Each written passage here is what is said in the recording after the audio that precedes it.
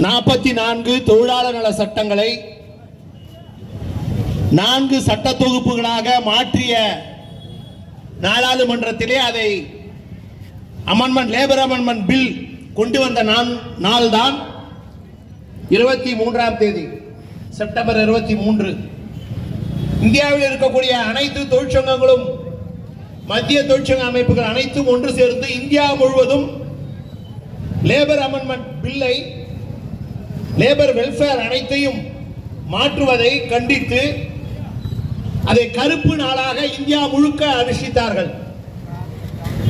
அந்த கருப்பு நாளை தான் இன்று இங்கே அனுஷ்டிக்கின்றோம். தொழிலாளருக்கு இருக்கக்கூடிய உரிமைகள் பறிபோக கூடாது. நாம் பெற்றிருக்கக்கூடிய சலுகைகள் உரிமைகள் அனைத்தும் நம்முடைய முன்னோர்கள் போராடி நமக்கு பெற்றுக் கொடுத்த உரிமைகள். அதனாலதான் நாம என்பிஎஸ் எதிர்த்து போராடுறோம். அதனாலதான் நாம யூபிஎஸ் அம்பலப்படுத்தி போராடுறோம். அந்த உரிமைகளை பறிப்பதை கண்டித்துதான் இ பாஸ் கொண்டு வந்து தொழிலாளிகளுடைய பிரிவிலேஜ் பாஸ ரிசர்வ் பண்ணாதான் ட்ரெயின்ல போக முடியும் என்று சொன்ன அந்த நடைமுறை சட்டத்தை உடைத்தெறிய வேண்டும் என்று போராடுகிறோம். தொழிலாளிகள் சலுகைகள் இருக்கக்கூடிய உரிமைகள் பறிபோக கூடாது என்பதற்காக தான் சம்பள கமிஷன் முதல் அனைத்து கோரிக்கைகளையும் டிஆர்யூ ஒழிப்பாக பிரச்சனையை தொழிலாளிகளுக்கு எடுத்து செல்கிறது. யூபிஎஸ் அறிவிக்கப்பட்ட உடனடியாக யூபிஎஸ் உள்ள குறைகளை எக்ஸ்போஸ் செய்தது டிஆர்யூ. உள்ள வந்து பேசியிருக்காங்க, கேரேஜ்ல பேசியிருக்காங்க, லோகோல பேசியிருக்காங்க. எஸ்ஆர்எம்யூ தலைவர்கள் நாங்க கொண்டு வந்ததனால தான், நாங்க ஏத்துக்கிட்டதனால தான் டிஆர்யூ அதை எதிர்க்கிறாங்க. அப்படி இல்ல, தொழிலாளிக்கு யூபிஎஸ்ல என்னென்ன நஷ்டம், குறைந்தபட்ச நஷ்டம் கண்ணுக்கு நேரா தெரிஞ்சு, ஓல்டு பென்ஷன்ல இருக்கவங்களுக்கு லாஸ்ட் மந்த் பேசிக்ல 50% பென்ஷன். ஆனா யூபிஎஸ்ல இருக்கவங்களுக்கு கடைசி 12 மாதம் அடிப்படை சம்பளத்தில் ஆவரேஜ் சராசரி எடுத்து அதுல 50%, ஓல்டு பென்ஷன்ல லாஸ்ட் மந்த் பேசிக்ல 50%. ஆனா யூபிஎஸ்ல இவன் அறிவிச்சது லாஸ்ட் 12 மந்த் பேசிக்ல ஆவரேஜ் அதுல 50%. யோசிச்சு பாருங்க, எல்லாருக்கும் ஜனவரி டிசம்பர் வரைக்கும் அல்லது ரிட்டையர்மெண்ட் ஆன மாசம் அந்த வருடம் 12 மாசம் முழுக்க ஒரே சம்பளம் வருமா? சில பேருக்கு ஜனவரி இன்கிரிமெண்ட், சில பேருக்கு ஜூலை இன்கிரிமெண்ட். அப்ப அதுலயே கடைசி மாச பேசிக்ல சம்பளத்தை அதுல 50% கொடுக்கிறதுக்கு பதிலா நீ கடைசி 12 மாத சம்பளத்துல சராசரி எடுத்து அதுல பென்ஷன் சொன்னா அதுலயே தொழிலாளிக்கு நஷ்டம், பென்ஷன்ல நஷ்டம். ரிட்டையர் ஆகிற நேரத்தில் கூட ப்ரமோஷன் வேணும்னு ஆசைப்படுவாங்க ஓல்டு பென்ஷன் தொழிலாளிங்க. ஏன் கடைசி மாசம் பேசிக்ல எனக்கு ஏறியா, ஒரு இன்கிரிமெண்ட் வரியா, ப்ரமோஷன் வாங்கினா கடைசி மாசம் பேசிக்ல ஏறிச்சுன்னா பென்ஷன்ல 10 ரூபா கூட வந்தா அது லாபம். ஆனா யூபிஎஸ்ல 12 மந்த் பேசிக்ல ஆவரேஜ் எடுத்து அதுல 50%. ஆனா ஓபிஎஸ்ல லாஸ்ட் மந்த் பேசிக்ல 50%. லாஸா இல்லையா? இது எல்லாருக்கும் ஒரே மாதிரி வருதா? இல்ல இது லாஸ் தானே கண்ணுக்கு தெரிஞ்சு சொல்றாங்க. 50% பேசிக் வருதுங்க யூபிஎஸ்ல. அடுத்தது 25 வருஷம் முடிச்சவங்களுக்கு 50%, 20 வருஷத்துக்கு குறையுது. 50% பென்ஷன் வராது. 20 வருஷத்துக்கு 40% ஒரு பென்ஷன். 20 வருஷம் சர்வீஸ்க்கு எவ்வளவு யூபிஎஸ்ல? 40% பென்ஷன். 10 வருஷம் சர்வீஸ்க்கு எவ்வளவு பென்ஷன்? 20% பென்ஷன். 2% 2% 2% குறைஞ்சிக்கிட்டே வரும் யூபிஎஸ்ல. அருமை நான் மதிக்கக்கூடிய தலைவர் எஸ்ஆர்எம் உடைய தலைவர் ராஜா ஸ்ரீ, ஒரு தொழிற்சங்கவாதி மதிப்போம். அவர் கூறி இருக்கிறார் 50% பேசிக் கேட்டாங்க, 50% கொடுத்தாச்சுங்க பென்ஷன்ல, திருப்தி அடைய வேண்டாமா அப்படின்னு அவர் வீடியோல பேசியிருக்காரு. 50% பென்ஷன்ல திருப்தி அடையலாம்னா அது ஜிபிஎஸ் ஆந்திரால கொண்டு வந்த ஜிபிஎஸ் இருக்கு பாருங்க, கேரண்டி பென்ஷன் ஸ்கீம். அதுல 10 வருஷம் சர்வீஸ் இருக்கவங்களுக்கு லாஸ்ட் மந்த்ல 50% பேசிக். இதுல இந்த யூபிஎஸ்ல மோடி கொண்டு வந்திருக்கிற இந்த யூபிஎஸ்ல அது இருக்கா? பென்ஷன் 2% குறைஞ்சிக்கிட்டே வருது. 25 இயர்ஸ்னா அதுக்கு 50%, 20 இயர்ஸ்னா அதுக்கு 40%, 10 இயர்ஸ்னா 2% குறைஞ்சிக்கிட்டே வருது. சர்வீஸ் குறைய குறைய பென்ஷனுடைய பேசிக் 50% குறைஞ்சு கடைசியில 20% வந்து நிக்குது. இது எப்படி கரெக்ட்? இந்திய நாட்டு அரசியல் சட்டம் 1972 பென்ஷன் ரூல்ஸ் அடிப்படையில் பென்ஷன் கொடுக்கணுங்கிறத 5 நீதிபதிகள், உச்ச நீதிமன்றத்துடைய 5 நீதிபதிகள், அந்த ஜட்ஜ்மெண்ட்டை படிச்சீங்கன்னா தெரியும். ஓய்வு பெறக்கூடிய காலத்தில் தொழிலாளி பாதுகாப்பாக இருக்க வேண்டும். தன்னுடைய உழைப்பு, தன்னுடைய ரத்தம், தன்னுடைய வேர்வை அத்தனையும் செலுத்தி அவன் வேலை செய்யறான். ரிட்டையர்மெண்ட் ஆகும்போது ஒரு பாதுகாப்பு தேவை. அந்த பாதுகாப்பு கொடுப்பது பென்ஷன். பென்ஷன் என்பது கருணை தொகை அல்ல, பரிசு தொகை அல்ல, எக்ஸ்கிரேஷியா அல்ல. It is not a grace. அது அவருடைய பழைய சர்வீஸுக்கு கொடுக்கப்படக்கூடிய தொகை. அது கொடுபடாத சம்பளம். அது கொடுபடாத சம்பளம் தான் பென்ஷன்.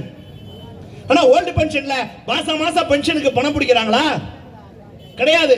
ஆனா யூபிஎஸ்ல நீ பணம் பிடிக்கிறல்ல மாசம் மாசம், அந்த மாசம் மாசம் பிடிக்கிற பணம், அந்த பணத்துக்கு என்பிஎஸ்ல employee contribution, NPS employee contribution 10%, government contribution 14%.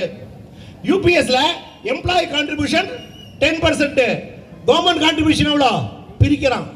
18.5 இல்ல இவங்க சொன்னது, பிரிக்கிறான். 10% கவர்மெண்ட் போடும், உங்களுடைய 10%, கவர்மெண்ட்டுடைய 10%. அது இண்டிவிஜுவல் பென்ஷன் ஃபண்டா உங்க பேர்ல இருக்கும் பிஎஃப்ஆர்டில. 8.5% உங்களுடைய அமௌண்ட்டுக்கு போடுவான். அது இண்டிவிஜுவல் கார்பஸ் ஃபண்ட் உங்க பேர்ல மெயின்டைன் பண்ணுவான். Individual corpus fund. இது டிஆர்யூ சொல்லலையே. கேபினட் மீட்டிங் முடிஞ்ச பிறகு ஃபினான்ஸ் மினிஸ்டருடைய எக்ஸ்பெண்டிச்சர் செக்ரட்டரியுடைய கேபினட் மீட்டிங் பிரீஃப்ல வந்திருக்கக்கூடிய செய்தி அதுதானே டிஆர்யூ சொல்லுது. அப்போ என்பிஎஸ்ல இருக்கவங்க அவங்களுடைய மந்த்லி கான்ட்ரிபியூஷன் 10%, கவர்மெண்ட் கான்ட்ரிபியூஷன் 14%, சேர்த்தா எவ்வளோ? 24% இல்லையா? ஆனா யூபிஎஸ்ல இருக்கவங்க அவங்க கான்ட்ரிபியூஷன் 10%, கவர்மெண்ட் கான்ட்ரிபியூஷன் எவ்வளோ? 10%ங்க. 10% தான் கவர்மெண்ட் கான்ட்ரிபியூஷன். அதுலேயே இவங்க 24%ல என்பிஎஸ் ஆளு 60% பணத்தை 3 வாட்டி வித்ரா பண்ண முடியும் சர்வீஸ்ல. ஒரு யூபிஎஸ் ஹோல்டரும் வித்ரா பண்ணலாம். ஆனா எப்போ அவருக்கு எதுல வித்ரா பண்ணுவாரு? 24 இல்ல, 24%. என்பிஎஸ்ல 24% வித்ரா பண்ணுவேன், ஆனா யூபிஎஸ்ல 24% இல்ல, 20%ல தான் வித்ரா பண்ணுவேன். 4% குறையுதா இல்லையா என்பிஎஸ்க்கும் யூபிஎஸ்க்கும்? கவர்மெண்ட் கான்ட்ரிபியூஷன் உங்களுக்கு என்பிஎஸ் கொடுத்த 4% தூக்கி கார்பஸ்ல போடுறான். 4% குறையுதா இல்லையா? எங்க அதுலயே போச்சுங்க. ஏற்கனவே ஆவரேஜ் எடுத்தான் பார், அதுலயே ஒரு 1 லட்சம் போயிடும். அடுத்தது இப்போ அவன் சொல்றான் பாரு 4%, இதுல என்ன ஆயிடும்? இதுல ஒரு 6 லட்சம் போயிடும். என்பிஎஸ் ஆளோட 6 லட்சம் கம்மியா போயிடும். சர்வீஸ்ல யூபிஎஸ்ல இருக்கவங்க அவங்க சர்வீஸ்ல பணம் வித்ரா பண்ணாம 25 வருஷம் வேலை செய்ய முடியுமா? யோசிச்சு பாருங்க. 25 வருஷம் பொண்ணு பிள்ளைய படிக்க வைக்க வேணாமா? கல்யாணம் பண்ண வேணாமா? வீடு கட்ட வேணாமா? அக்கா தங்கச்சி அம்மா அப்பா அவங்க நோய் அல்லது அவங்க வாழ்வு அவங்க காரியம் மாமா மச்சான் தலைக்கட்டி எவ்வளவு வருது? கடனை வாங்குவான். அவன் வித்ரா பண்ண மாட்டானா? அப்ப வித்ரா பண்ணானா அவனுக்கு என்ன பணம் தருவே? நீ அவன் வித்ரா பண்ணிட்டானா அவனுடைய பென்ஷனை அரசாங்கம் எவ்வளவு வித்ரா பண்றாங்களோ அந்த ரேஷியோக்கு ஏற்ப குறைச்சிக்கிட்டே இருப்பான். அதான் யூபிஎஸ். 50 லட்சம் ரூபாய் இருக்கு உங்க பிஎஃப்ஆர்டிஎல, 50 லட்சம் ரூபாய் உங்க அக்கௌண்ட்ல இருக்கு. 50 லட்சம் உங்க அக்கௌண்ட்ல இருந்தா நீ வித்ராவே பண்ணாம யூபிஎஸ்ல பணம் வச்சிருந்தீங்கன்னா உங்களுக்கு கவர்மெண்ட் உங்களை பாராட்டி உங்க ரிட்டையர்மெண்ட்ல உங்க செட்டில்மெண்ட்ல ஒரு லம்சம் அமௌண்ட் தருவா. எவ்வளவு? 10%. 5 மாசம் சம்பளம். 25 வருஷம் சர்வீஸ் இருந்தா அதுவும் 25 வருஷம் சர்வீஸ் குறைஞ்சதுன்னா அதுவும் குறையும் உங்களுக்கு. அந்த அமௌண்ட்டும் குறையும் உங்களுக்கு. 25 வருஷம் சர்வீஸ் இருந்தா 50,000 பேசிக் பே வச்சிருந்தீங்கன்னா நீங்க பணம் எடுக்காமயே இருந்தீங்கன்னு சொன்னாக்க கவர்மெண்ட் உங்களுக்கு ரிட்டையர்மெண்ட்ல ஒரு லம்சம் அமௌண்ட் தருது. லம்சம் பெருசா நினைக்காதீங்க. 50 லட்சம் இருந்ததுன்னா பிஎஃப்ஆர்டிஎல உங்களுக்கு தரப்போற அமௌண்ட் 3,75,000 ரூபாய். மிச்சம் 46,25,000 ரூபாவை கவர்மெண்ட் எடுத்துக்கும். அந்த பணத்தை வச்சுதான், அதோட கார்பஸ் ஃபண்டை வச்சுதான் உனக்கு நான் பென்ஷன் தரேன்னு சொல்றான். நஷ்டமா லாபமா சொல்லுங்க? என்பிஎஸ்ல நீங்க 60% எடுத்துட்டு வீட்டுக்கு போயிடுவீங்க. என்பிஎஸ்ல 60% பணத்தை எடுத்துட்டு வீட்டுக்கு போயிடுவீங்க. உங்களுக்கு பிறகு அந்த பேலன்ஸ் 40% இருக்கு பாரு, அந்த 40%ல ஆனுட்டி வச்சு உங்களுக்கு பென்ஷன் தரேங்கறான். வர வட்டி ஷேர் மார்க்கெட்ல போட்டு வர வட்டி வச்சு பென்ஷன் தரேங்கறான். ஆனா அந்த 40% என்பிஎஸ்ல இருக்கு பாரு, நமக்கு பிறகு நம்முடைய வாரிசு யாரோ அந்த வாரிசுக்கு அந்த என்பிஎஸ் சொல்ற எழுதி வச்சா அந்த நாமினிக்கு அந்த 40% பணம் கொடுப்பாங்க. யூபிஎஸ்ல 46,25,000 எடுத்துக்கிறானா? எடுத்துக்கிட்டு அவன் ஏற்கனவே சேர்த்தான் பாரு, 8.5% எடுத்தான்ல கார்பஸ் ஃபண்டுங்கிற பேர்ல. அந்த பணம் எந்த பணமோ உங்களுடைய வாரிசுக்கோ உங்களுடைய நாமினிக்கோ உங்களுடைய மனைவிக்கோ உங்களுடைய கணவருக்கோ வராது. கேட்டா உங்க மனைவியோ உங்க ஸ்பௌஸோ நான் ஃபேமிலி பென்ஷன் தரேன்னு சொல்றான். நீ 60% பணத்தை எடுத்துட்டேன்னு சொன்னாக்க 60% பணம் கவர்மெண்ட் கொடுக்கல. ஏன்னா 44 லட்சம் முழுங்கிறாங்க அவன். நான் ஏன் கொடுக்கணும்? நான் எடுத்துறேன் அப்படின்னு யூபிஎஸ்ல அந்த பணம் முழுக்க 60% நீங்க வித்ரா பண்ணிட்டீங்கன்னா அப்பவும் நஷ்டம் தான். நான் சொன்னேன்ல, அவங்களுக்கு என்பிஎஸ்ல 24% போடுவான், உங்களுக்கு 20% தான் போடுவான். பரவாயில்லையா? அந்த 20% பணத்தையும் நான் 60% எடுத்துக்கிறேன். நீங்க முடிவெடுத்து எடுத்தா கூட பேலன்ஸ் எவ்வளவு உங்க அமௌண்ட் இருக்கும்? 40% தான் இருக்கும். அந்த 40%ல பாதி 20% தான் உங்களுக்கு பென்ஷன் யூபிஎஸ்ல. இவன் சொல்ற மாதிரி 50% பென்ஷன் வராது. 60% பென்ஷனை நீ யூபிஎஸ்ல எடுத்துட்டேன்னு சொன்னாக்க உன் பணத்தை யூபிஎஸ்ல வித்ரா பண்ணிட்டீங்கன்னா உங்களுக்கு வர போறது 20% பென்ஷன். 46 லட்சம் ரூபாயை கவர்மெண்ட்டுக்கு விட்டு கொடுக்கணுமா? விட்டு கொடுத்து நம்ம 50% பென்ஷன் வாங்கணுமா? அல்லது நாம அந்த பணத்தை எடுத்துக்கிட்டு இவன்ட்ட 20% பென்ஷன் வாங்கணுமா? இதான். இது எப்படி நியாயமான திட்டமாகும்? நாம என்ன கேட்கிறோம்? எம்ப்ளாயியுடைய கான்ட்ரிபியூஷன் பென்ஷனுக்கு இல்லாம நீ பென்ஷன் கொடுக்கணும். அவன் உழைச்சிருக்கா? இந்திய நாட்டில் ஒரே சட்டம், அரசியல் சட்டம், எல்லாரும் சமம். நானும் சமம், நீ சமம், அவரு சமம். நானும் அந்த கோச்சு சேர, நீ அந்த கோச்சு சேர. நானும் வெல்டு பண்ற, நீ வெல்டு பண்ற. இதுல என்னத்துக்கு பிரிவினை? எங்கேருந்து வந்தது பிரிவினை? ஆல் ஈக்குவல் தான கான்ஸ்டிடியூஷன்ல சொல்றேன். ஏன் 2004 பிறகு வந்து மட்டும் இந்த பாரபட்சம்? இது ஏற்கக்கூடாது என்று போராட வேண்டுமா, ஏற்றுக்கொள்ள வேண்டுமா? ஓல்டு பென்ஷன்ல கிராஜுவிட்டி கம்யூட்டேஷன். கம்யூட்டேஷன்ல என்ன? ரிட்டையர்மெண்ட் ஆகிறதுக்கு முந்தையே ஓல்டு பென்ஷன் இருக்கவங்க அவங்க என்கேஷா பின்னாடி வர பென்ஷனை என்கேஷா கேஷ் பண்ணி வாங்கிக்கிறாங்க. 40% வரைக்கும் ஓல்டு பென்ஷன் கம்யூட்டேஷன்ல பணம் வாங்க முடியும். ஆனா இவங்க என்ன சொல்றாங்க? நீ ஓன் பணம் 60% எடுத்தாலே நான் உனக்கு 20% தான் பென்ஷன் தருவேங்கிறான். ஆனா ஓல்டு பென்ஷன்ல நான் பின்னாடி 12 வருஷம் வரப்போற பென்ஷனை நான் ரிட்டையர்மெண்ட்லயே பணமா வாங்கிப்பேன், கேஷா வாங்கிப்பேன். 40%. இதான் கம்யூட்டேஷன். இது இருக்கா யூபிஎஸ்ல? அதனால தானே என்பிஎஸ் வேண்டாம்னு சொல்றோம். நீ இந்த யூபிஎஸ் ஏத்துக்கிறேன்னு சொன்னா எப்படி ஏத்துக்க முடியும்? இந்த யூபிஎஸ் சரி வாரிசுகளுக்கு இருக்கா? ஓல்டு பென்ஷன் இருக்கா? மாதிரி டிசேபிள்ட் இன்வாலிட் சைல்டுக்கு இருக்கா? டிவோர்ஸ் டாக்டருக்கு இருக்கா? அன்மேரிட் டாக்டருக்கு இருக்கா? விடோ டாக்டருக்கு இருக்கா? கிடையாது. நீ அந்த வாரிசுகளுக்கு என்னுடைய பணம் புடிச்சு வச்சியே அந்த பணத்தையும் தர மாட்டேன், நீ அவங்களுக்கு பென்ஷனும் தர மாட்டேன். பென்ஷன்ல 60% தான் ஃபேமிலி பென்ஷன்.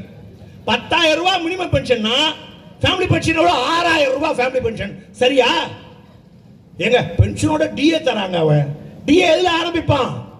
நம்முடைய பென்ஷன் நம்முடைய சம்பள கமிஷன் வரும்போது டிஏ எதுல ஆரம்பிச்சான்? 0%ல ஆரம்பிச்சான். ஞாபகம் இல்லையா? போன சம்பள கமிஷன் நம்ம போராடணும் டிஏக்காக. டிஏ 50% தன்னோட என்ன கோரிக்கை வச்சோம்? டிஏ மெர்ஜ் பண்ணி பேசிக் கூட கோரிக்கை வச்சோம். சம்பள கமிஷன் வரும்போது 0%ல ஆரம்பிப்பாங்க. அப்ப 0%ல ஆரம்பிச்சா 6,000 ரூபாய்க்கு என்ன டிஏ தருவான் ஃபேமிலி பென்ஷன்ல? ஆனா ஓல்டு பென்ஷன்ல மினிமம் பென்ஷன் 9,000 rupees. டி எவ்வளவு இன்னைக்கு 57%. நீ அமுல் பொறுத்தும் போது 2025ல அப்ப எவ்வளவு ஆகுங்க? 17130 ரூபாய் ஃபேமிலி பென்ஷன் அங்க வரும், இங்க 6000 ரூபாய் ஃபேமிலி பென்ஷன் வரும். எதியா நல்ல திட்டம்? இது நல்ல திட்டமா யூபிஎஸ்? இது ஆதரிக்க முடியுமா? பிரதமர் கூட போய் இந்த பக்கம் 4 பேர், இந்த பக்கம் 4 பேர் மோடி கூட நின்று போட்டோ எடுத்துக்கிட்டு போஸ்டர் போடுறீங்களே, இது நியாயமா? ஓபிஎஸ் கை கழுவுறது நியாயமா? அதை தான் நாங்க கேட்கிறோம். அனைத்து தொழிற்சங்கங்களும் எதிர்க்குது ஓபிஎஸ். இந்தியாவில் இருக்கக்கூடிய அத்தனை சம்மேளனங்களும் எதிர்க்குது ஓபிஎஸ். ரயில்வேயை தவிர, ரயில்வேல இருக்க ஃபெடரேஷன்களை தவிர வந்த எதிர்ப்பை பார்த்து எஸ்ஆர்ஏ சொல்லுது. சூரியபிரகாச சொல்றாரு, ஜானகிராமன் பேசுறாரு, துரப்பாண்டி கூட தான் வந்தாரு. துரப்பாண்டினா மோடி போய் போட்டோ எடுத்திருக்காரு. நீங்க தானே போய் நின்று போட்டோ எடுத்திருக்கீங்க. அதே துரப்பாண்டினா மீட்டிங்ல போட்டு யூபிஎஸ் கிழிக்கிறாரு மீடியால. நீ ரயில்வேல நீ தானே அங்கீகாரம் என்ன பண்ண? அடுத்த கேள்வி, 67 எம்பி இருக்கும்போது இவங்க என்ன பண்ணாங்க? டிஆர் என்ன பண்ணுச்சு? டிஆர் எம்பியா? ரயில்வே தொழிலாளர் ஓட்டு போட்டு 61 பேர் வந்தாங்க. கேரளாவில் இருக்கவங்க ஓட்டு போட்டு ஜெயிச்சாங்க. தமிழ்நாட்டில் 2 எம்பி தொகுதியில் ஜெயிச்சாங்க. பெங்காலில் ஜெயிச்சாங்க. அதான் 61 பேர். அன்னைக்கு யார் இருந்தா ரயில்வேல? ஃபெடரேஷன் யாரு? ஏஆர்எஃப் தான் ஃபெடரேஷன். 61 எம்பி இருக்கும்போது மன்மோகன் சிங் ஆட்சி ஆதரிக்கும் போது நீ என்ன பண்ண? ஏஆர்எஃப் யாரு? உம்ராமுல் போகித் பிஎஃப்ஆர்டிஏல ட்ரஸ்டியாக, என்பிஎஸ் ட்ரஸ்டியாக பொறுப்பு வகித்தார். நீ என்பிஎஸ் ட்ரஸ்டியா உட்கார்ந்துப்ப. நீ ஏஆர்எஃப் உடைய ஆல் இந்தியா லீடர். நீ சொல்ற உன் எம்பி என்ன பண்ணாங்க? ஏண்டா நீ தானே உள்ள உட்கார்ந்துருக்க. நீ தானே ரயில்வேயோட 13 லட்சம் ரயில்வே தொழிலாளர் ஃபெடரேஷன். நீ என்பிஎஸ் ட்ரஸ்டியா உட்கார்ந்துப்ப. நீ என்பிஎஸ் வெல்கம் பண்ணுவ. நீ கேட்கிற லெஃப்ட் பார்ட்டி எம்பிஸ் என்ன பண்ணாங்க நீங்க மன்மோகன் சிங்க? லெஃப்ட் பார்ட்டிஸ் சப்போர்ட்ல மன்மோகன் சிங் இருக்க வரைக்கும் நாடாளுமன்றத்தில் என்பிஎஸ் மசோதாவை தாக்கல் செய்ய விடவில்லை. எப்போ தாக்கலாச்சு? 2013ல. அது வரைக்கும் சிதம்பரத்தாலேயோ மன்மோகனாலேயோ பிஎஃப்ஆர்டிஏ பில்ல பார்லிமெண்ட்ல, லோக்சபா, ராஜ்யசபால பாஸ் பண்ண முடியல. இடதுசாரி எம்பிக்கள் பலம் குறைஞ்சது. அது குறைஞ்சதுடைய விளைவு பிஜேபியும் காங்கிரசும் சேர்ந்து கை தூக்குச்சு. டிஎம்கே உட்பட சேர்த்து கை தூக்கிச்சு. இன்னைக்கு பிஎஃப்ஆர்டிஏ பில் பாஸ் ஆச்சு. அது வரைக்கும் பிஎஃப்ஆர்டிஏ பில் பாஸ் ஆகலையே. என்பிஎஸ் வாஜ்பாய் 2004 கொண்டாடும் போது எக்ஸிகியூட்டிவ் ஆர்டர் தானே கொண்டாந்தாரு. அது ஆக்டா மாறலையே. பிஎஃப்ஆர்டிஏ ஆக்ட் எப்போ வந்தது? 2013 தானே. போய் பாரு வெப்சைட்ட. உனக்கு என்னடா யோகிதை இருக்கு இடதுசாரி எம்பிகளை குறை சொல்ல? நீ அரசாங்கம் வாஜ்பாய் என்பிஎஸ் கொண்டாடும் போது 2 பேரும் போட்டி போட்டு ஆதரிச்சாங்க என்பிஎஸ். இப்போ எப்படி யூபிஎஸ் வரவேற்கிறாங்களோ அதே போல் வரவேற்றார்கள். அரசாங்கம் எது செய்தாலும் தலையாட்டி வரவேற்பது உங்களுடைய கொள்கை. ஆனா டிஆர்யூ எது சரி எது தவறு என்று சுட்டிக்காட்டுகிறது. தொழிலாளிகிட்ட பேசுது, எது தொழிலாளி லாபம் நஷ்டம் பேசுது, அதான் டிஆர்யூ. உங்களுக்கு எங்களுக்கு வித்தியாசம் தான். ராஜினாமா பண்ணிட்டாரியா ஒரு என்பி யூபிஎஸ்ல இருக்கவர். 60 வயசுல தான் அவர். 50 வயசுலயே 25 வருஷம் சர்வீஸ் முடிஞ்சிடுது. சின்ன பையன் சுரேஷ் மாதிரி ஆளு 50 வயசுல 25 வருஷம் சர்வீஸ் முடிஞ்சதுன்னா விஆர் கொடுத்த உடனடியாக பென்ஷன் கிடையாது யூபிஎஸ்ல. எப்போ? 60 வயசுல தான் அவருக்கு பென்ஷன். 10 வருஷம் 50 வயசுல இருந்து 60 வருஷம் வரைக்கும் 10 வருஷம் யூபிஎஸ்ல பென்ஷன் கிடைக்காது. அவருடைய 60 வயசு ஆகும்போது தான் அவருக்கு பென்ஷன். ஏன்? ஷேர் மார்க்கெட்ல போட்டுருவேன் பணத்தை, நான் எடுக்க மாட்டேன். இதான காரணம். தொழிலாளி பணத்தை அடகு வைக்கிறதுக்கு நீ யாரியா? ஒரு விஷயம், வாஜ்பாய் மோடி ஆட்சி வந்த உடனடியாக எஃப்டிஐ பில் வந்து கொண்டு வந்தாங்க. ஃபாரின் டெவலப்மெண்ட் பில்லை வந்து கொண்டு வந்தாங்க. அந்த ஃபாரின் டெவலப்மெண்ட் பில் கொண்டு வந்த பொழுது அந்த 100% எஃப்டிஐ, 100% ஃபாரின் டைரக்ட் இன்வெஸ்ட்மெண்ட் இன் ரயில்வேஸ், 100% எஃப்டிஐ. பிபிபி அனௌன்ஸ் பண்றாங்க மோடி வந்த உடனடியாக. அப்போ ஏஆர்எஃப் உடைய பொதுச் செயலாளர் சிவகோபால் மிஸ்ரா அண்ட் என்எஃப்ஐ பொதுச் செயலாளர் ராகவையா அவங்க என்ன தெரியுமா கோரிக்கை வச்சாங்க கவர்மெண்ட்டுக்கு? ரயில்வே தொழிலாளி 13 லட்சம் பேர் இருக்காங்க. அவங்களுடைய பிஎஃப்ல இருக்க பணம் 10 லட்சம் கோடியை தாண்டும். அந்த பிஎஃப் பணத்தை நீங்க எடுத்துக்கோங்க, நாங்க ஒர்க்கரை கன்வின்ஸ் பண்றோம், நீங்க ஃபாரின் டைரக்ட் இன்வெஸ்ட்மெண்ட்டுக்கு போகாதீங்க, பிபிக்கு போகாதீங்கன்னு கோரிக்கை வச்சாங்க. அது எதுல வந்தது? பிசினஸ் ஸ்டாண்டர்ட்ல வந்தது, இந்து பத்திரிகையில வந்தது. மறந்துருப்போம், நீங்க எல்லாம் மறந்துருப்பீங்க, ஆனால் நாங்க மறக்கல. இதே ஏஆர்எஃப் என்எஃப்ஐஆர் தலைவர்கள் அன்னைக்கு மோடி கிட்ட எஃப்டிஏ கொண்டு வராத ரயில்வேல, பிபிபி கொண்டு வராத ரயில்வேக்கு பணம் தானே தேவை. ரயில்வே தொழிலாளி 13 லட்சம் பேருடைய பணம் 10 லட்சம் கோடிக்கு இருக்கு பிஎஃப்ல. நீ அந்த பணத்தை யூஸ் பண்ணிக்கோ ரயில்வே வளர்ச்சி திட்டத்துக்கு. நாங்கள் ரிட்டையரான ரயில்வே தொழிலாளிகிட்ட பேசுகிறோம், சரி எம்ப்ளாயிஸ்ட்டு பேசுகிறோம். அவங்க கடனாக ரயில்வேக்கு பணம் தருவாங்க, அதுக்கு 10.5% இன்ட்ரெஸ்ட் கொடு. நீ வேர்ல்டு பேங்க்கில் வாங்குற இன்ட்ரெஸ்ட்டை விட அது 1% கம்மியாக இருக்கும். இது நல்லெண்ணத்தில் அவங்க கவர்மெண்ட்டுக்கு சொன்னாங்களா? சொல்லியிருக்கலாம். ஆனால் யார் பணத்தை எடுத்து யார் கொடுக்குறது? ரயில்வே தொழிலாளி பணத்தை எடுத்து பிஎஃப் பணத்தை எடுத்து நீ எடுத்துக்கொண்டு சொல்ல உனக்கு என்ன இருக்குது? அல்லது மோடி அரசு அப்படிப்பட்ட தயார் நிலையில இருக்கு? பணம் இல்லைங்கிறதா மோடி அரசுடைய பிரச்சனையா? பணம் இல்லைங்கிறது மோடி அரசு பிரச்சனை இல்லை, நமக்கு கொடுக்க கூடாதுங்கிறதா மோடி அரசு பிரச்சனை. ஏன் 17 லட்சம் கோடி ரூபாய் வாரா கடனை பேங்க்ல கார்பரேட்டுகள் வாங்கிய வாரா கடனை தள்ளுபடி செய்த அரசு இந்த அரசு. அதானிக்கும் அம்பானிக்கும் பிர்லாக்கும் டாடாக்களுக்கும் 17 லட்சம் கோடி 17 lakh crores வைப் பண்ணான் பேங்க்ல. அந்த பணம் வராது, அது விட்டுடு என்று வைப் பண்றான் இந்த அரசு. வெல்த் டாக்ஸ், அந்த வெல்த் டாக்ஸ் 30% இருந்து 22% குறைக்கிறான் இந்த கவர்மெண்ட். பணம் இல்லாத கவர்மெண்டா? பணம் இருக்கு, நான் யாருக்கு கொடுக்க மாட்டேன், ஒர்க்கருக்கு கொடுக்க மாட்டேன், உழைப்பாளிக்கு தர மாட்டேன், விவசாயிக்கு தர மாட்டேன். நான் யாருக்கு தருவாத? கார்பரேட்டுக்கு தருவேன். அதனாலதான் இந்த பட்ஜெட்ல அறிவிச்சாங்க, ஒவ்வொரு கார்பரேட்டும் புதுசா வேலைக்கு ஆள வச்சாங்கன்னா அவங்களுக்கு 6000 ரூபாய் நாங்க கவர்மெண்ட்ல தரோம். நீ வந்து இன்சென்டிவா வச்சுக்கோ, அவங்களை அப்ரெண்டிஸா வச்சுக்கோ, உன் தொழிலாளி எண்ணிக்கைக்கு ஏற்ப நீ அப்ரெண்டிஸ் வச்சு வேலை வாங்கு, அதுக்கான பணத்தை நாங்க தரோம் அறிவிச்சாங்க பட்ஜெட்ல. 500 முதலாளிகளுக்கு கார்பரேட்டுகளுக்கு அந்த பணம் போறோம்.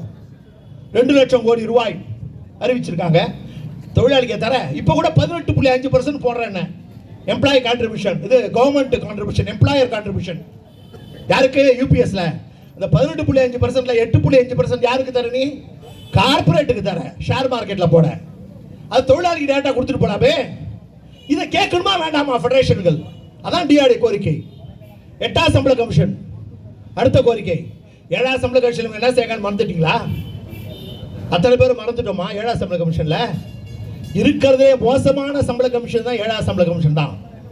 2வது சம்பள கமிஷனுக்கு பிறகு ஒரு மோசமான சம்பள சிபாரிசை வழங்கியது எதுனா மாத்தூர் தலைமையில் அமைக்கப்பட்ட 7வது சம்பள கமிஷன். 14% நம்முடைய சம்பளம் 14% மேல ஏறலங்க. 2.57 ஃபிட்மெண்ட் மல்டிபிகேஷன் ஃபேக்டர் இவங்க கொடுத்தது 2.57. அதை மாற்ற சொல்லி தானே போராடணும், இது காணாதுன்னு தானே போராடணும். 52 அலவன்ஸ் அது எல்லாத்தையும் என்ன பண்ணான்? அபாலிஷ் பண்றான்.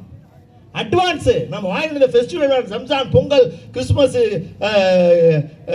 தீபாவளி அத்தனை பண்டிகைகள் வாங்கின அட்வான்ஸ் அத்தனையும் அபாலிஷ் பண்ணான். ஃபேமிலி பிளானிங் அலவன்ஸ் அபாலிஷ் பண்ணான். எல்லாத்தையும் அபாலிஷ் பண்ணான். நம்ம வாங்கின டிராவலிங் அலவன்ஸ் அதை அன்னைக்கு ரேட்டையும் டிஆவையும் ஒன்னா சேர்த்து ஃபிக்ஸ் பண்றான், அது ஏத்தல. நம்ம வாங்கின ஹெச்ஆர்ஏ என்ன பண்ணான்? குறைச்சான். 30%ல இருந்து 24% குறைச்சான். ஒரு சம்பள கமிஷன் சம்பளத்தை ஏத்தணுமா இறக்கணுமா? எதுக்காக சம்பள கமிஷன்? நம்முடைய ஹெச்ஆர்ஏ குறைக்கிறதுக்கு. அதுக்கு ஒரு கமிட்டி போட்டான். அந்த கமிட்டி ரிப்போர்ட்டை கொடுக்க 18 மாசம். அதுல எவ்வளவு அடிச்சான்? 1/1/2016 இருந்து ஹெச்ஆர்ஏ கொடுத்துருந்தான் ஒழுங்கா. ஒவ்வொரு தொழிலாளிக்கும் குறைஞ்சது 2 லட்சத்துல இருந்து ஆரம்பிச்சு 9 லட்சம் வரைக்கும் லாபம் வந்திருக்கும். அந்த 18 மாசத்துக்கு 18 மாசத்துக்கு கணக்கு போட்டீங்கன்னா ஒரு சீனியர் டெக் வரைக்கும் அவன் ஹெச்ஆர்ஏவை கொடுக்காம நிறுத்தினதுக்கு, நம்ம பழைய ஹெச்ஆர்ஏ வாங்கினதுக்கு எவ்வளவு நஷ்டம்? குறைஞ்சது 9 லட்சம் ஒரு சீனியர் டெக்கு 18 மாசம் ஹெச்ஆர்ஏல நஷ்டங்க. மாசம் 2000 ரூபாயில இருந்து 9000 ரூபாய், 10000 ரூபாய், 12000 வரைக்கும் நஷ்டங்க. 18 மாசம் ஹெச்ஆர்ஏ தரவே இல்லைங்க இந்த கவர்மெண்ட். கொரோனா பீரியட்ல திருப்பி 18 மாசம் டிஏவை முடக்கினாங்க இந்த கவர்மெண்ட். பே கமிஷன்ல ஒரு சிங்கிள் நயா பைசா கூட ஏத்தாம ஒரு பே கமிஷன். குட்டா வெரி குட் வாங்கினா ப்ரமோஷன் மாத்தனான். நாம எவ்வளவு இன்கிரிமெண்ட் கேட்டோம்? 5% கேட்டோம். இவன் எவ்வளவு கொடுத்தான்? 3% இன்கிரிமெண்ட். சரியா? இது ஏத்துக்க முடியுமா? நீ என்ன இந்த பே கமிஷன்ல முன்னேற்றம் கொண்டு வந்த? 5 வருஷத்துக்கு ஒரு பே கமிஷன் நம்முடைய கோரிக்கை, எல்லா யூனியனுடைய கோரிக்கை, மத்திய அரசு எல்லாருடைய கோரிக்கை. ஆனா என்ன கொண்டு வந்தான்? அதே 10 வருஷத்துக்கு ஒரு பே கமிஷன். 10 வருஷம் எப்போ நம்ம பே கமிஷன் அவ்வளவு ஆகணும்னு கேட்டோம்? 1/1/2014 இருந்து ரேட் ஆஃப் பேமெண்ட் கொடுன்னு கேட்டோம். இவன் எப்போ கொடுத்தான்? 1/1/2016 இருந்து கொடுத்தான். எங்க பேங்க்ல அப்படி இருக்கா? பப்ளிக் செக்டர் அப்படி இருக்கா? 5 வருஷத்துக்கு ஒரு பே கமிஷன். அவனுக்கு பே கமிஷன் கிடையாது, அவனுக்கு நெகோசியேஷன், வேஜ் நெகோசியேஷன். அவனுக்கு வேஜ் நெகோசியேஷன் போவான், பேசுவான், முடிப்பான், அவன் சம்பளம் ஏறிடும். சரி வேணாங்க, எம்பி எம்எல்ஏக்கெல்லாம் என்னங்க பே கமிஷன் போட்டா சம்பளம் ஏத்துறான். பார்லிமெண்ட்ல அவனே கொண்டு வரான், பில் பாஸ் பண்றான், ஏத்திக்கிறான் சம்பளத்தை. ஆனா தொழிலாளிக்கு ஏமாற்றக்கூடிய வேலை, ஏமாத்துற வேலை செஞ்சே தான் உங்களுக்கு பழக்கம், அதுக்கு ஆதரிச்சதான் உங்களுக்கு பழக்கம். இப்போ ஒர்க் ஷாப்புக்குள்ள 2 நாளா எல்லா நார்த் இந்தியன்ஸும் வாங்க, நாங்கள் உங்கள் எல்லாருக்கும் ட்ரான்ஸ்ஃபர் வாங்கி கொடுத்துருவோம். 10 வருஷமாக வாங்கி கொடுத்துட்டல, இப்போ நாங்கள் ட்ரான்ஸ்ஃபர் வாங்கி கொடுத்துருவோம் உங்கள் எல்லாருக்கும். எல்லா எஸ்எஸ் உங்கள் அப்ளிகேஷனை ஃபார்வர்ட் பண்ணிடுவாங்க. இவங்க போய் சொன்ன உடனே பொன் பாலச்சந்தர் லெட்டர் எழுதிட்டாரு சீனியர் டெப்டி சிபிஓக்கு. டெப்டி சிபிஓ ஒரு ஆர்டர் இஷ்யூ பண்ணிட்டாரு. என்ன, எல்லா எஸ்எஸும் 7 நாளைக்கு மேலே அவங்களுடைய அப்ளிகேஷனை வச்சிருக்க கூடாது, உடனடியாக நீங்கள் இ ஃபைலில் அனுப்பிச்சிடுங்க, இ ஆஃபீஸில் அனுப்பிச்சிடுங்க. அனுப்பிச்சிட்டா இ ஆஃபீஸில் நீ ஃபாலோ பண்ணி அனுப்பிச்சிட்டா அதோட தொழிலாளி திருப்தி ஆகிடுவாங்களா? இப்போ இருக்க தொழிலாளி அப்படி இல்லையா? அத்தனை பேரும் கையில் உலகத்தை வச்சுக்கிட்டு இருக்கான். நீ யூபிஎஸ் எதிர்க்கிறதுக்கு முன்னாடி இங்க இருக்கக்கூடிய ஹிந்தி பேசுற தொழிலாளி தான் யூபிஎஸ்ல லாபம் இல்லடான்னு நீ வரும்போது மூஞ்சி திருப்பிக்கிட்டு போனவன். அத்தனை தொழிலாளி உலகத்தை கையில் வச்சிருக்கான், மொபைல்ல, இன்டர்நெட்ல. நீ எஸ்எஸ் 7 நாளுக்குள்ள ஃபார்வர்ட் பண்ணிட்டாருன்னா நீ டிரான்ஸ்ஃபர் இங்க இருக்கக்கூடிய இந்த சதர்னியில் இருக்கக்கூடிய 15,000 ஹிந்தி பேசக்கூடிய தொழிலாளிக்கு டிரான்ஸ்ஃபர் வாங்கி கொடுத்துட முடியுமா ஒரே நாள்ல? சரி, நீ தேர்தலுக்கு முன்னாடி டிரான்ஸ்ஃபர் வாங்கி கொடுத்துருவியா? அதுக்கு தான் பேசுறியா? அப்போ அந்த ஓட்டு போயிடாதா? அப்படி எப்போ வாங்கி தருவேன்? அதை தானே 2013 கண்ணையா வந்து சொன்னாரு, உங்களை எல்லாரையும் அனுப்பிச்சிடுறேன். ராகவையா வந்து அதான சொன்னாரு, எல்லாரையும் டிரான்ஸ்ஃபர் அனுப்பிச்சிடுவோம். ஞாபகம் வச்சுக்கோங்க. ஒரே சங்கமா நான் வந்தா ஜிஎம் ஆஃபீஸில் சீட்டு போட்டு, ஜிஎம் ரூம் பக்கத்தில் சீட்டு போட்டு நான் உட்காருவேன். ஃபைல் எல்லாம் என்கிட்ட வந்து நான் பார்த்த பிறகு தான் ஜிஎம்க்கு போகும். கண்ணையா பேசினாரா இல்லையா? போன தேர்தலில் பேசினாரா இல்லையா? நான் பார்த்த பிறகு தான் ஃபைல் அங்கே போகும், இல்லைன்னா போகாது. பேசினாரு. என்ன நடந்துச்சு இவ்வளோ நாளா? மில்ரைட்டு இழுத்து மூடுறான். மில்ரைட்டை இந்த சீனியம் அவங்க என்ன சொல்றாங்களோ மசூர் மீற மாட்டாரு. 50 பேரை டிரான்ஸ்ஃபர் பண்ணியாச்சு, மிச்சம் 50 பேர் அதையும் டிரான்ஸ்ஃபர் பண்ணுடா, டிரான்ஸ்ஃபர் பண்ணு, எதுக்கு வேணும். அப்போ யார் தான் ஒர்க் ஷாப்பை பராமரிப்பா? மில்ரைட்டை சுத்தமாக காலி பண்ணிட்டுனா அங்கே ஏற்கனவே உட முடியாத கேஸ், அந்த கேஸ், இந்த கேஸ் எல்லாம் இருக்குது. ஒரு 10 பேர் மிச்சம் வேலை செய்கிற தொழிலாளி இப்போ அங்கே இருக்கிறது 40 பேர். அந்த 40 பேரையும் மாத்திட்டா ஒர்க் ஷாப்பை யார் பராமரிப்பா? பிசிஎம் கிட்ட போய் பேச அவர் கூப்பிட்டு தலையிட்டாரு. அந்த ஒரு வாரம் நினைச்சு 2000 பேரை தட்டிட்டு போனாங்க இவங்க. இப்போ திருப்பி 50 பேருக்கு டிரான்ஸ்ஃபர் ஆர்டர் போடுறான். இது எப்படி நியாயம்? இது சரியானதா? இது மிலிட்டரியை காலி பண்ண, ஒரு ஷாப்பையே காலி பண்ணுறது சரியானதா? எங்க எவ்வளோ கஷ்டப்பட்டவங்க உருவாக்கியிருக்காங்க அந்த காலத்தில். இத்தனை டிராவல்சர், இத்தனை மிஷினு, இத்தனை கிரேன்ஸு, இத்தனை சிஎன்சி, இத்தனை ஜிக்கு, இவ்வளவு பராமரிக்கணும்னா ஆள் வேணும் தானே உருவாக்கலாம். அதை பராமரிக்க மிலிட்டரி செக்ஷன் இல்லைன்னா தினம் மண்டல உழாதா கிரேன் அருந்து இருக்க தொழிலாளி சாக மாட்டானா? அப்ப அந்த மிலிட்டரி காலி பண்றது எந்த வகையில் நியாயமான விஷயம்? நியாயமான விஷயம் இல்ல. ஒரு தொழிலாளி சிஆர்சியில சதீஷ்குமார் 157 225 91 390 ஐபாஸ் நம்பர். மாசம் பூரா வேலைக்கு வரல, ஒர்க் ஷாப்புக்குள்ள காலை வைக்க மாட்டார், ஒர்க் ஷாப்புக்குள்ள காலை வச்சதே இல்லை. ஆனால் அவருக்கு பயோமெட்ரிக்கில் ஆப்சண்ட். ஆனால் ஜாயிண்ட் ஆஃபீஸில் போய் பார்க்குறோம், சம்பளம் இன்சென்டிவோடு போடப்படுகிறது. எடுத்துட்டோம். 6 மாத பயோமெட்ரிக் அட்டெண்டன்ஸை கையில் வச்சுருக்கிறோம். 8 மாத சம்பள பில்லை ஜெராக்ஸ் எடுத்து வச்சுருக்கோம். ஏன் தொழிலாளி 1 நிமிஷம் ட்ரெயின் லேட் ஆச்சுன்னு வந்தா நீ ஏற்றுக்கிறியா? ஆப்ஷன் போடல, அதெல்லாம் இல்லை, பயோமெட்ரிக்கில் முடியாது, ஏடபிள்யூஎம் போ கழித்து வாங்க சொல்ல. லெட்டர் எழுதி வை, டபிள்யூஎம் ஒத்துக்கிட்டாதான், ஏடபிள்யூஎம் ஒத்துக்கிட்டாதான் சொல்ல. 1 நிமிஷம் லேட்டுக்கு 1 நிமிஷம் லேட்டு. தொழிலாளி வேலை செஞ்சான், பயோமெட்ரிக்கல் லேட் கார்டு அடிச்சிருக்கான், தொழிலாளி வேலை செஞ்சான், எஸ்எஸ்சி பிரசன்ட் போடுறாரு. ஆனா 106 பேருக்கு சம்பளத்தை விட்டான். இதே கேரேஜ்ல, சிஆர்ஸ்ல, ஏர்பேட் செக்ஷன்ல 106 பேருக்கு. டிஆர் தான் கோர்ட்டுக்கு போனோம், லேபர் கமிஷன் போனோம், நேரடி விவாதம் எங்களுக்கும் நிர்வாகத்துக்கும் டைரக்டா அக்ராஸ் தி டேபிள். ஒத்துக்கிட்டான்ல, ஆர்டர் போட்டாங்களா இல்லையா? அந்த 106 பேருக்கு நான் சம்பளத்தை கொடுக்குறேன் ஒத்துக்கிட்டான்ல. எஸ்ஆர்எம்பி சாதிச்சுதா? நீ தான் ஃபெடரேஷன் வச்சிருக்க. என்எஃப்ஐஆர் சாதிச்சுதா? நீ தான் ஃபெடரேஷன் வச்சிருக்க. ஆனா நாங்க செஞ்சோமா இல்லையா? இது ரூலை மீறினது, ஒர்க் ஷாப் கோடை மீறினது, இது மெக்கானிக்கல் கோடை மீறின செயல் செஞ்சதுல டிஆர்ஓ. எப்படி விடுற சதீஷ்குமாரை? இப்போ எப்படி சதீஷ்குமார் மாசம் பூரா உள்ளே வராம பயோமெட்ரிக்ல ஆப்ஷன் போட்டு எப்படி சம்பளம் கொடுக்குற? இன்சென்டிவோட எப்படி கொடுக்குற? டிஆர்இ போர்டு பூரா இந்த சீனியர் படுத்துட்டாரு. டிஆர்இ சொந்த செலவு வச்சு போடு. நிர்வாகம் கொடுத்த சலுகை இல்ல. நிர்வாகம் கொடுத்த சலுகைனா டிபிஓ டெப்டி சிபிஓ கிட்ட ஆர்டர் இருக்கணும். கேரேஜ்ல கொடுத்த, வேகன்ல கொடுத்த, டீலக்ஸ்ல கொடுத்த, ட்ரெயின் லைட்டிங்ல கொடுத்த, இத்தனை போர்டு கொடுத்துருக்கேன் உனக்கு அப்படின்னு சர்க்குலர் இருக்கணும். டெப்டி சிபிஓ கிட்ட எந்த சர்க்குலர் இல்ல, டிஆர்இ வச்ச போர்டு அது. டிஆர்இ வச்ச போர்டை ரிமூவ் பண்ணியிருக்கேன். இப்போ ரயில்வே போர்டு ஆர்டர் போட்டாச்சுல, லெவல் பிளேயிங் ஃபீல்டு போட்டிருக்குல்ல. லெவல் பிளேயிங் ஃபீல்டு போட்ட பிறகு டிஆர்இ எடுத்த டிஆர்இ போட இந்த சிடபிள்யூஎம் பொன் பாலச்சந்தர் கொடுக்கணுமா கொடுக்கூடாதா? இன்னை வரைக்கும் கொடுக்கல. போனோம் இன்னைக்கு சிபிஓ பார்த்து பிசிஓ பார்த்து பேசிட்டு தான் வந்தோம். இது எப்படி கரெக்டு? லெவல் பிளேயிங் ஃபீல்டில் டிஆர்இக்கு நோட்டீஸ் போர்டு கொடுக்கணுமா இல்லையா? கண்ணையா வரார் உள்ள, பாலு மோடு தயிர் எல்லாம் உள்ள வருது. சின்ன ராஜா, யுவராஜா, பெரிய ராஜா எல்லாம் வராங்க. கும்பல் கும்பலாக உள்ள போகிறாங்க. கும்பலை திட்டி வேலை செய்கிற தொழிலாளி நிறுத்தி வாங்க வாங்கன்னு கூப்பிட்டு கேன்வஸ் பண்ணுறாங்க. இது லெவல் பிளேயிங் ஃபீல்டு. அதே போல் டிஆர்இவும் வேலை செய்யும்போது தொழிலாளியை ஷட் டவுன் பண்ணிட்டு 1000 பேர் வா வா வா நிற்க வச்சு நாங்கள் பேசும்போது நிர்வாகம் தடுக்க முடியுமா? நீ கேட்டு வந்த சிபிஓ கிட்ட. நான் கூட்டம் போடுவேன். அதே மாதிரி அவன் தட்டுற மாதிரி நான் தட்டி ஆளை உள்ள நிற்க வைப்பேன். ஏன் ஆளுக்கு நீ சார்ஜ் ஷீட் கொடுத்தானா அந்த பொன் பாலச்சந்தர், நான் சும்மா விட மாட்டேன் உங்களை. ரயில்வே போர்டு ஆர்டர் இருக்கு, லெவல் பிளேயிங் ஃபீல்டு இருக்குன்னு நினைவு வச்சுக்கோங்க. ஒன்று பிரசைடிங் ஆஃபீஸரா இருக்கக்கூடாது, மாத்து. அல்லது அவனுக்கு என்ன உரிமையோ அந்த உரிமையை லெவல் பிளேயிங் ஃபீல்ட்ல டிஆர்இக்கு கொடு. 300 பேர் வா வா வா நேற்று கூட்டின்னு போயிட்டாங்க. ஜிஎம் ஆஃபீஸில் மீட்டிங். ஜிஎம் ஆஃபீஸில் மீட்டிங் இல்லை, கூட்டின்னு போயிட்டாங்க. கண்ணையா பார்க்கன்னு ஒருவேளை கார்டு பஞ்ச் பண்ணால் போதும். மிச்சம் 3 வேளை கார்டு பஞ்ச் தேவையில்லை, அமிச்சிட்டாங்க அப்படியே. நேற்று கேரேஜில், இன்னைக்கு லோக்கோவில் 300 பேர் வா கண்ணையா பார்க்கணும், ராஜாஸ்ரீ கூட பேசணும், வா கூட்டின்னு போனாங்க. நான் கேட்டேன் சிபிஓவை, 1 நிமிஷம் லேட்டு ஒடியாரும் பொம்பளையெல்லாம் உள்ள லேட் ஆகிடுச்சுன்னா ஆப்சன்ட் ஆகிடுமேனு ஒடியாரும்.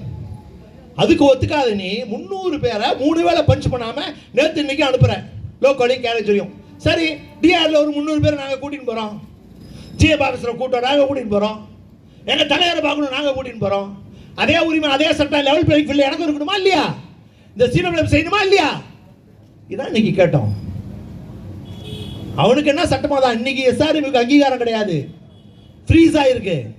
எனக்கு என்னவா அதான் எஸ்ஆர்எம்க்கு, உனக்கு என்ன அவனுக்கு என்ன தனி சட்டம்?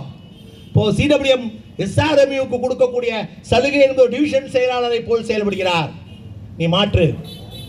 ஜிஎம் பார்க்கணும்னு சொல்லிட்டு வந்திருக்கோம். ஜிஎம் சந்திப்போம். போர்டு கொடுக்கணும் டிஆர்இக்கு. நீ உள்ள கண்ணையா வந்து 30ஆம் தேதி உள்ள ஒர்க் ஷாப் உள்ள பேசுறா, அதே மாதிரி நாங்களும் பேசுவோம். கண்ணையா ரயில்வே கரண்ட் எடுத்து மைக் வச்சு பேசுறான்னா அதே ரயில்வே கரண்ட் நாங்களும் எடுத்து மைக் வச்சு பேசுவோம். நீ சார்ஜ் ஷீட் கொடுத்தீனா எஸ்ஆர்எம் இங்க இருக்க அத்தனை பேருக்கு கொடுத்தீனா டிஆர் ஆளு கொடு. இல்லையா அவங்களையும் கூடாதா என்னையும் கூடாத. நீ என்ன சரி அதான் இங்க செய்யணும். ஏன்னா all contesting union all are equal. that is level playing field. இதான் ரயில்வே போர்டு ஆர்டர். இது அமல்படுத்து. இன்ன வரைக்கும் ப்ரமோஷன் ஆர்டர் காப்பி எஸ்ஆர்எம் அனுப்புறாரு டெப்டி சிபிஓ. யாருக்கு அதிகாரம் கொடுத்தா? கேட்டா சிபிஓ கிட்ட. யார் அதிகாரம் கொடுத்தா அவருக்கு? அவனை ஃப்ரீஸ் பண்ணியாச்சுல. ஃபெசிலிட்டிஸ் டிஆர்ஏ காப்பி கொடுக்க சொல்லியா? நானும் ஈக்குவல். இப்போ காப்பியை டிஆர்ஏ கொடுக்க சொல்லு. போய் பேசணும் சிபிஓட்ட. இது எந்த வேலை நியாயம்? ஒன்னே அவங்களுக்கு காப்பி கொடுத்தா எனக்கும் கொடுக்கணும். எந்தெந்த யூனியன் போட்டி போடுதா கார்மிகா அவருக்கு கொடு, சங்கா அவங்களுக்கு கொடு. அது என்ன அவங்களுக்கு மட்டும் கொடுக்குற? இவங்க சொன்ன உடனே எஸ்எஸ் 7 நாளுக்குள்ள ஃபார்வர்ட் பண்ண ஒரு ஆர்டர். எதுக்கு? எல்லாரையும் பூசி முழுகிறதுக்கா? அந்த ஆர்டர் காப்பி எஸ்ஆர்எம்க்கு. எந்த வகையில் நியாயம்? இதான் சிபிஐட்ட பேசுகிறோம். இறுதியாக ஜிஎம் பார்ப்போம். நியாயம் கிடைக்கலன்னா அடுத்து ரயில்வே போர்டு தான். ரயில்வே போர்டுக்கு எப்படி பேசுவோமோ அப்படி பேச வைப்போம். சிஎம்இ கிட்டையும் முறையிடுவோம். இங்கே நடக்கக்கூடிய போக்குகள் நியாயமாக தேர்தல் நடக்கக்கூடிய நிலையில் இல்லை என்று சிஎம்இட்டையும் முறையிடுவோம். ஆக நாங்கள் கேட்டுக்கொள்வது, இந்த தேர்தலில் பிரியாணி கொடுப்பாங்க, பணம் கொடுப்பாங்க, இத்தியாதி கொடுப்பாங்க. எதுக்கும் மயங்கிடாதீங்க. 10 வருஷம் நாம் பட்ட வேதனையும் சோதனையும் வருத்தங்களும் கஷ்டங்களும் போதும். 10 வருஷம். டிஆர்இ தோத்துச்சுன்னா டிஆர்இக்கு எந்த நஷ்டமும் கிடையாது. டிஆர்இ தோத்து போச்சுன்னா டிஆர்இக்கு எந்த நஷ்டமும் கிடையாது. ஆனால் தொழிலாளிக்கு நஷ்டம். தட்டி கேட்க நாதி இருக்காது, எடுத்து சொல்ல புரிய வைக்க ஆள் இருக்காது. தொழிலாளிக்கு ஒரு பிரச்சனை முன்னெடு தடுக்கிறதுக்கு கேள்வி கேட்பதற்கு நாதி இருக்காது. அதான் டிஆர்இ. அதனால் தொழிலாளி ஜெயிக்கணும்னா டிஆர்இ ஜெயிக்கணும். அதை மனசில் வச்சுக்கிட்டு உங்களுடைய நண்பர்கள்கிட்ட மற்றவங்கிட்ட பேசுங்க. இந்த அரசாங்கத்தை மோடி என்று கூட ஒரு முறை கூட போஸ்டர் போடாத அமைப்புகள் அவர்கள். சொல்லவே பயப்படுவாங்க. ஏன்னா அவங்ககிட்ட அர்பன் பேங்க், திருச்சி சொசைட்டி, இந்த பணம் பூரா இருக்கு. எங்ககிட்ட ஒன்றும் இல்லை, வெறும்பை. நாங்கள் நேர்மையாக செயல்படுறோம், ரேட் வாங்க மாட்டோம் எதுக்குமே. இத்தனை அப்ரண்டிஸை வேலைக்கு வச்சோம். என்கிட்ட கையேந்தி ஒரு டீ கூட குடிச்சது இல்லையா? அதான் டிஆர்யூ. டீ கூட குடிக்காம தான் அத்தனை 5500 பேருக்கு ரயில்வே இன்னைக்கு வேலை வாங்கி கொடுத்துற சட்டம் இந்த டிஆர்யூ. ஆனால் நீங்கள் அந்த அப்ரெண்டிஸ் வேலை வரக்கூடாதுன்னு கேஸ் போட்டீங்க, பினாமி கேஸ் போட்டு அவங்க பெர்மிட்டாக கூடாது தடுத்தீங்க. உமாபதி அப்பாயின்மெண்ட் எம்பா 90லேருந்தே கேஸ் போட்டுக்கிட்டு இருக்கானுங்க. அதை எடுத்து வாதாடிட்டு இருக்கோம். ஒவ்வொரு வாட்டி கேஸையும் உடச்சு ஒவ்வொரு பேட்சை உள்ள அனுப்பணும். அதான் டிஆர்யூ. நாங்கள் கேட்பது தொழிலாளிக்கு உண்மையாக உழைக்கக்கூடிய இந்த அமைப்பு, அரசினுடைய தொழிலாளர் கொள்கை எதிர்த்து போராடக்கூடிய இந்த அமைப்பு, நிர்வாகத்தினுடைய தொழிலாளர் கொள்கை எதிர்த்து போராடக்கூடிய அமைப்பு, இந்த அமைப்புக்கு வரக்கூடிய ரகசிய வாக்கெடுப்பு தேர்தலிலே நட்சத்திர சின்னத்திலே வாக்களிங்கள் என்று கேட்டு வாழ்த்தி விடுவீர்கள். நன்றி. இன்குலாப் ஜிந்தாபாத். தொகுப்பு சட்டங்களை ரத்து பண்ணணும், அது ஒரு கோரிக்கை. தனியார் மயத்தை கைவிடணும். ரயில்வே, டிஃபென்ஸ், பப்ளிக் செக்டார் தனியார் மயத்தை கைவிடணும். மினிமம் வேஜ் 26,000 வேணும். மினிமம் பென்ஷன் 9,000 வேணும். இது மாதிரி பல கோரிக்கைகள் வச்சிருக்காங்க. அதுல நியூ பென்ஷனை ரத்து பண்ணணும் அப்படிங்கிற கோரிக்கை அதுல இருக்கு. இந்த கோரிக்கைகளுக்காக நாடு பூரா நேற்றுக்கு பெரிய போராட்டம் நடைபெற்றது. அதை நாம இங்க எல்லா தொழிற்சங்கங்களையும் இணைச்சுக்கிட்டு இந்த போராட்டத்தை வச்சிருக்கிறோம். மாபெரும் சங்கம் ஏஐஆர்எஃப் என்எஃப்ஐஆர் HMS இருக்கு, இந்த INTUS இருக்கு. என்எஃப்ஐஆர் INTUS இருக்கு, ஏஐஆர்எஃப் HMS இருக்கு. அவங்களும் அந்த 10 தொழிற்சங்கத்துல அவங்களும் ஒண்ணு. ஆனா அவங்க சதர்ன் ரயில்வேல ஒன்னும் செய்யல. அகில இந்திய போராட்டத்துல அவங்க எதுலையும் சேரல, ஸ்ட்ரைக்லயும் சேரல. 22 ஸ்ட்ரைக் தேசம் பூரா நடந்திருக்கு. அதுல ஒரு ஸ்ட்ரைக்ல கூட இவங்க சேரல. அது நியூ பென்ஷனுக்கு எதிராகவும் கேரண்டீட் பென்ஷனுக்காகவும் அவங்க ஸ்ட்ரைக் பண்ணிருக்காங்க. இப்போ இவங்க என்ன செய்யறாங்கன்னா யூபிஎஸ்சி கையெழுத்து போட்டு வந்துட்டாங்க. யூபிஎஸ்சி கையெழுத்து போட்டு இப்ப என்ன சொல்றாங்க, வெற்றி வெற்றி வெற்றி, யூபிஎஸ் வெற்றி. போஸ்டர் போட்டா எங்க பார்த்தாலும் போஸ்டர், லட்டு கொடுத்தான்,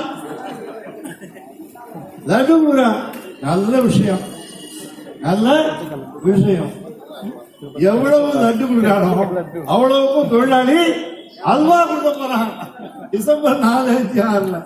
ஏன்னு கேட்டா எல்லா இந்தியா பூரா இருக்கக்கூடிய தொழிலாளிகள் இந்த யூபிஎஸ் எடுக்கிறான், என்பிஎஸ்சி எடுக்கிறான், யூபிஎஸ்சி எடுக்கிறான். ஓபிஎஸ் 10 லட்சம் பேர் டெல்லியில பேரணி. All India state government employees federation OPS, ஹரியானாவிலையும் பஞ்சாப்லையும் ஓபிஎஸ் போராட்டம் நடத்துறாங்க. பேங்க் ஆபீசர்ஸ் கான்ஃபெடரேஷன் அவங்க முடிவு பண்ணிட்டாங்க. எல்ஐசி எம்ப்ளாயிஸ் ஓபிஎஸ் எல்லாம் நாடே இன்னைக்கு யூபிஎஸ் எதிராக கொந்தளிக்குது, கொதிச்சு எழுந்திருக்குது. நாங்க ஓபிஎஸ் கேட்டா நீங்க எங்களுக்கு என்ன கொடுத்த, யூபிஎஸ் கொடுத்த. அதை பத்தி அதிகமா விளக்க நான் நேரம் இல்லை. நான் ஒரு ஆன்லைன் மீட்டிங் பேசினேன். அந்த ஆன்லைன் மீட்டிங்ல நான் பேசுறதை கேட்டுட்டு ஒரு என்ஜினியர் என்ன சொன்னார் தெரியுமா, நான் 3 வேளை சாப்பிட்டேங்க. ஓல்டு பென்ஷன் என்னது, 3 வேளை சாப்பாடு. அப்புறம் என்பிஎஸ் கொடுத்தான். என்பிஎஸ் என்ன, அப்பப்ப சப்பாத்தி கொடுப்பேன், சில சமயத்துல கொடுப்பேன், சில சமயத்துல கொடுக்க மாட்டேன், கேரண்டி இல்லை, சப்பாத்தி. இப்ப என்ன சொல்றான், உனக்கு 3 வேளை சாப்பாடு இல்ல, சப்பாத்தி இல்ல, நிச்சயம் உத்தரவாதமா கஞ்சி கொடுக்குறேன், உத்தரவாதமா கஞ்சி கொடுக்குறேன். இதுதான் யூபிஎஸ்.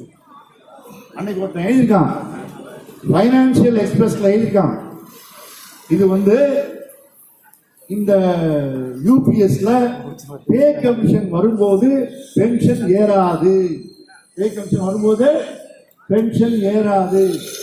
டிஏ என்ன தெரியுமா, இப்போ மினிமம் பென்ஷன் 10,000 ரூபாய் சொல்லிருக்காங்க. டிஏ இப்ப எவ்வளவு, 53% ஜூலைல இருந்து. ஒருத்தன் 5% என்னென்னமோ போட்டுருக்கான். எவ்வளோ ஒருத்தன் டிவியில என்னைக்கோ சொன்ன மெசேஜ், புதிய தலைமுறை 5%, உடனே ஒருத்தர் எனக்கு அனுப்புறாரு 5%. எங்க டிஆர்இ எத்தனை பர்சன்ட் சொல்லுச்சு? எத்தனை பர்சன்ட்? டிஆர்இ சொன்னா மாறுமா? அதுதான் 3ன்னா 3 தான். எவனாவது 5ன்னா போடா நாயே சொல்லு. 3 தான்டா சொல்லு. அப்ப 53%. ரைட்டா? 53%. 1/4/25ல 1/1/25ல இன்னும் 4% ஏறும். என் கணக்கு தவறாது. இன்னும் 4% ஏறும். 57% ஆகும். 1/4/25ல யூபிஎஸ் அமலாகும் போது 10,000 ரூபாய் மினிமம் சம்பளம் சொன்னா டிஏ எவ்வளவு இருக்கணும்? 57% இருக்கணும் இல்லையா? அப்ப டிஏ 57%னா 10,000 5,700 5,700 பென்ஷன் வரணும். வருமா? இந்த கமிட்டி போட்டாங்க. யார் தெரியுமா அவன்? சோமநாதன் யாரு? என்ன ஊருக்காரன்? ஸ்ரீரங்கம். அவன் சோமநாதன் கொக்கா. அவன் என்ன சொல்றான்னா டிஏ வில் ஸ்டார்ட் ஃப்ரம் 0. 10,000 5,700 சாராது. 10,000 என்ன சேரும்? 0 சேரும். 0% தான் டிஏ. Family pension 10,000க்கு 60%. எவ்வளவு? 6,000. அத மினிமம் பென்ஷன் 10,000ன்றாங்க. அது இதுக்கு பிறந்தாதான். அப்ப என் மனைவி 6,000 போகணும். அந்த 6,000க்கு டிஏ 0. இந்த யூபிஎஸ் அது மட்டும் இல்ல, உனக்கு 50% பென்ஷன் வேணுமா அப்படின்னா உன் பணம் இருக்குல்ல. இப்ப நியூ பென்ஷன்ல நீங்க என்ன பண்றீங்க? 10% அவன் போடுறான், 14% அவன் போடுறான், நம்ம 10% போடுறோம். 24% இருக்கு. 24% நம்ம என்ன பண்றோம்? ரிட்டையர் ஆகும் போது 60% நம்ம எடுத்துக்கிறோம். எதுல? 24%ல 60% எடுத்துக்கிறோம். 40% தான் நம்ம பென்ஷன் திட்டத்துல முதலீடு செய்யறோம். பென்ஷன் அது கேரண்டி இல்லைன்னு வச்சுக்கோங்க. அந்த கேரண்டி இல்லாத குறைஞ்ச பென்ஷன், ஆடிகேட் பென்ஷன் கிடையாது, கொடுக்கலாம். அந்த நான் இறந்ததுக்கு அப்புறம் என் மனைவியும் இறந்ததுக்கு அப்புறம் அந்த நான் போட்ட மாதிரி பணம் 40% அது என் குடும்பத்தில் திருப்பி வந்துடும். மத்திய அரசு ஊழியர்களுடைய பஞ்சப்படி 50 விழுக்காடுக்கு மேல ஆயிடுச்சு. அதனால பே கமிஷன் வச்சு 10 வருடங்களுக்கு மேல காலாவதி ஆகிறதுனால உடனடியாக மத்திய அரசு ஊழியர்களுக்கு 8வது சம்பள கமிஷனை அமைக்க வேண்டும். அதே போல இப்போ வழங்கக்கூடிய ரயில்வே தொழிலாளருக்கு போனஸ் ஆனது சம்பளம் 7,000ஆக இருக்கிறது. ஆகவே உச்சவரம்பில்லா போனஸை வழங்க வேண்டும். மேலும் இந்த வருடம் சரக்கு உற்பத்தி திறன் அதிகமாக வரலாறு காணாத அளவு இருக்கின்றது. ஆகவே நம்பர் ஆஃப் டேஸ் போனஸ் காலத்துடைய வழங்க வேண்டிய நாட்களும் அதிகரித்து தர வேண்டும் என்று பல்வேறு கோரிக்கைகளை வைத்துள்ளோம். அதே போல மாற்றுத்திறனையாக பணிபுரிகின்ற ரயில்வே ஊழியர்களுக்கு வழங்க வேண்டிய 4 விழுக்காடு பதவி உயர்வையும் வழங்க வேண்டும். ரயில்வே துறையில் இருக்கின்ற 3 லட்சம் காலி இடங்களை போர்க்கால அடிப்படையில் பூர்த்தி செய்து இளைஞர்களுக்கு வேலைவாய்ப்பை வழங்க வேண்டும். அரசு துறையான ரயில்வே துறையை தனியார் மயம் செய்யக்கூடாது என்ற பல்வேறு கோரிக்கைகள் வலியுறுத்துதான் என்று இந்த ஆர்ப்பாட்டம் நடந்து கொண்டிருக்கிறது. இதற்கு உடனடியாக மத்திய அரசு செவிசாய்த்து எங்களுடைய நியாயமான கோரிக்கைகளை நிறைவேற்றும்படி கேட்டுக்கொள்கிறேன்.